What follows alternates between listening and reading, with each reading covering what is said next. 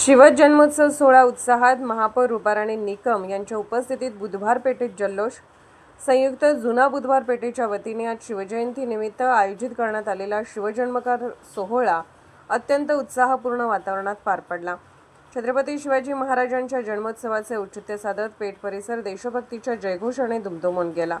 या भव्य सोहळ्यास कोल्हापूरच्या प्रथम नागरिक व महापौर रुपाराणी निकम यांची प्रमुख उपस्थिती लाभली.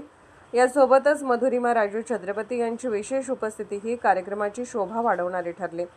उपस्थित मान्यवरांच्या हस्ते छत्रपती शिवाजी महाराजांच्या प्रतिमेचे पूजन करून कार्यक्रमाची सुरुवात करण्यात आली. कार्यक्रमादरम्यान महापौर रुपाराणी निकम यांनी पारंपरिक पद्धतीने उखाणा घेतला, ज्यामुळे उपस्थितांमध्ये उत्साहाचे वातावरण निर्माण झाले.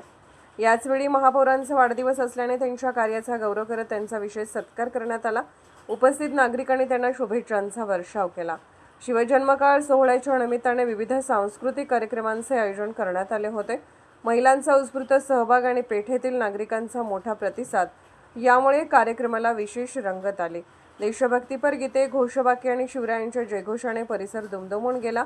याप्रसंगी नगरसेविका माधवी गवंडी, दीपा काटकर, सुनीता भांदिगरे, स्वरूपा देसाई, आकाशी पाटील, रुपाली आंबी, स्वाती क्षीरसागर, मिठारी, ज्योती आडविलकर, विद्या काटकर आदी महिला मोठ्या संख्येने उपस्थित होत्या. त्यांच्या सहभागामुळे कार्यक्रम अधिक भव्य आणि यशस्वी झाला. संयुक्त जुना बुधवार पेठेच्या वतीने आयोजित हा सोहळा सामाजिक एकोपा, परंपरा आणि शिवभक्ती यांचा सुंदर संगम ठरला.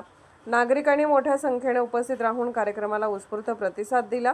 एकंदरीत शिवजयंती निमित्त आयोजित हा शिवजन्मोत्सव सोहळा जुना बुधवार पेठ परिसरात ऐतिहासिक उत्साह आणि एकात्मतेचा संदेश देणारा ठरला. अर्थराज्य न्यूज मराठीकरिता राजेश भोसले, कोल्हापूर प्रतिनिधी.